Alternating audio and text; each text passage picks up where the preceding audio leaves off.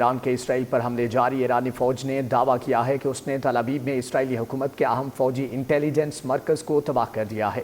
ایران کی طرف سے کئی گھنٹوں سے اسرائیل پر میزائل داغنے کا سلسلہ جاری ہے۔ پہلے مرحلے میں ایران نے 10 میزائل داغے، تل ابیب سمیت کئی شہروں میں سائرن بج اٹھے، جس کے بعد اسرائیلی عوام بنکروں میں جا چھپی، جبکہ عرب میڈیا نے ایرانی میزائل فائر کرنے کی ویڈیو بھی جاری کر دی۔ ایرانی مسلح افواج عبدالرحیم موسوی نے بھی کہا کہ دشمن کو حساس اور اہم اہداف پر شدید ضربیں لگائی ہیں۔ اسرائیل کو سزا دینے کی کارروائی جلد انجام دی جائے گی۔ اسرائیلی شہری تل ابیب اور حیفا خالی کر دیں۔ دوسری طرف اسرائیل کا کہنا ہے کہ اس نے ایران کے کئی میزائل فضا میں ہی تباہ کر دیے۔ اسرائیلی فوج کا کہنا ہے کہ ایرانی فوج کی طرف سے تہران سمیت کئی شہروں میں حملے کیے جا رہے ہیں، جبکہ آپ کو بتائیں کہ ایران کی جانب سے مسلسل حملوں کا سلسلہ جاری ہے، اور آپ کو بتائیں کہ ایرانی فوج نے یہ دعویٰ کیا ہے کہ اس نے تل ابیب میں اسرائیلی حکومت کے اہم فوجی انٹیلیجنس مرکز کو تباہ کر دیا ہے۔ ایران کی طرف سے کئی گھنٹوں سے اسرائیل پر میزائل داغنے کا سلسلہ جاری ہے۔ پہلے مرحلے میں ایران نے 10 میزائل داغے، جبکہ تل ابیب سمیت کئی شہروں میں سائرن بھی بج اٹھے، اور آپ کو بتائیں کہ عرب میڈیا نے ایرانی میزائل فائر کرنے کی ویڈیو بھی جاری کر دی ہے۔ ایرانی مسلح افواج کے سربراہ عبدالرحیم موسوی نے بھی کہا ہے کہ دشمن کو حساس اور اہم اہداف پر شدید ضربیں لگائی ہیں۔ اس تمام سے صورتحال پر بات کرنے کے لیے ہمارے ساتھ موجود ہیں بریگیڈیئر ریٹائرڈ وقار حسن صاحب، دفاعی تجزیہ کار ہیں۔ سر، آپ کے وقت کا بہت شکریہ۔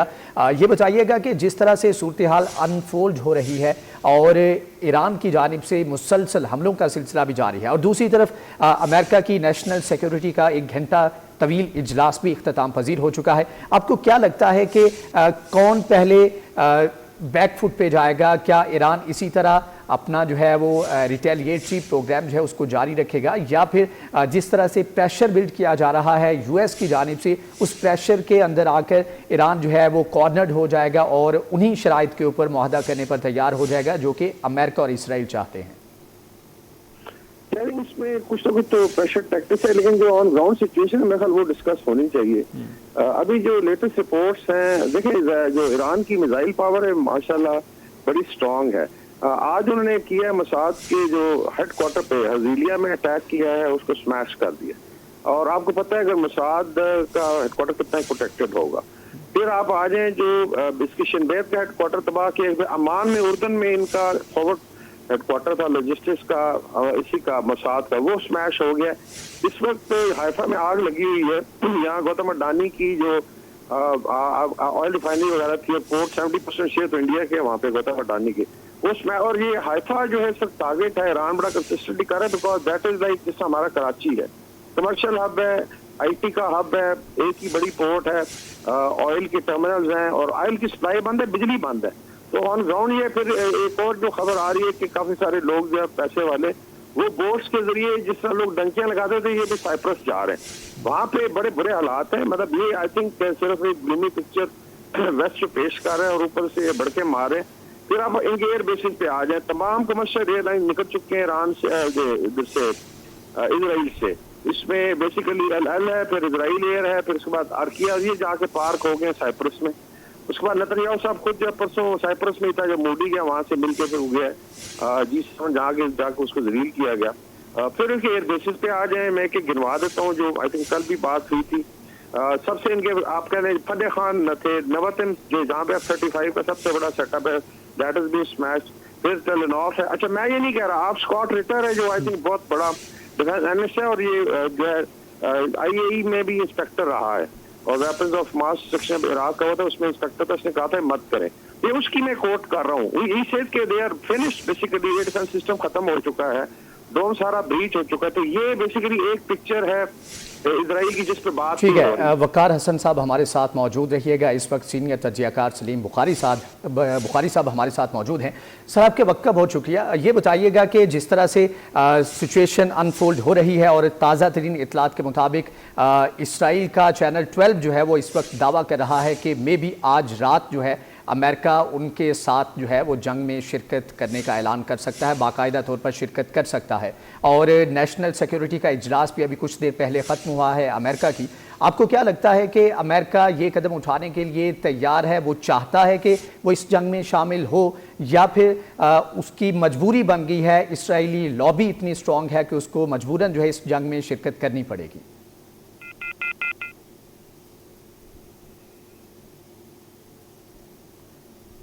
سلیم بخاری صاحب سے ہمارا رابطہ بحال کرنے کی کوشش کر رہے ہیں۔ آپ کو بتائیں کہ اسرائیلی فوج کا کہنا ہے کہ اسرائیلی فوج کی طرف سے تہران سمیت کئی شہروں میں حملے جاری ہیں۔ برگیڈیئر وقار حسن صاحب، آپ کی طرف دوبارہ سے آؤں گا، یہ بتائیے گا کہ کس طرح سے یہ سچویشن آپ دیکھ رہے ہیں؟ وہی سوال ہے، کیا امریکہ اس جنگ میں کودنے کے لیے خود سے تیار ہے یا پھر اس کی مجبوری ہے؟ سچویشن میرے خیال وہ ڈسکس ہونی چاہیے۔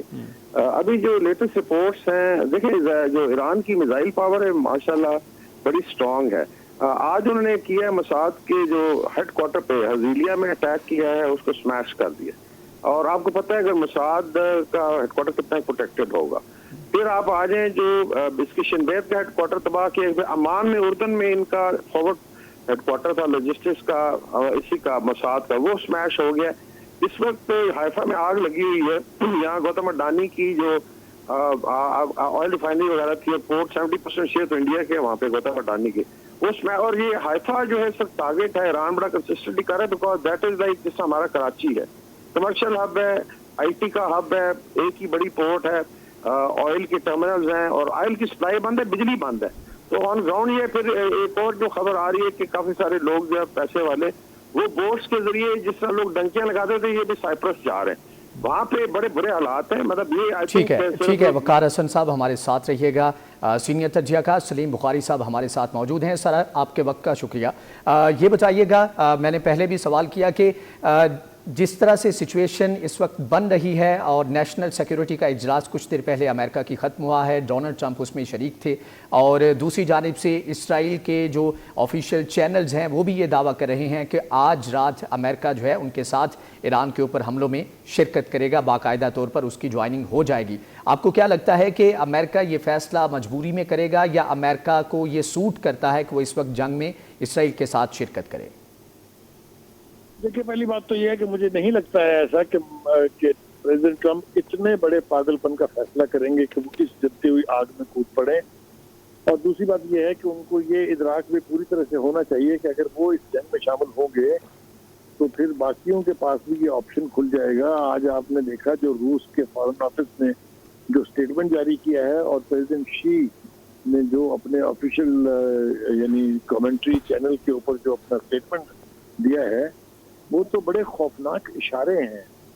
وہ تو امریکہ کو بتا دیا گیا ہے کہ ماضی میں جن کو بھی اتنا بڑا بخار چڑھا ہے اپنے بڑا ہونے کا، چاہے وہ ریاست ہے چاہے وہ ان لوگ لیڈرز ہیں، ان کا حشر تاریخ کے پنوں کے اوپر موجود ہے۔ انہوں نے یاد دہانی کرائی نام لے لے کے۔ انہوں نے بتایا اس نے پریزیڈنٹ ٹرمپ کو کہ کبھی سننا کرتے تھے کہ برطانیہ کے راج میں سورج غروب نہیں ہوتا،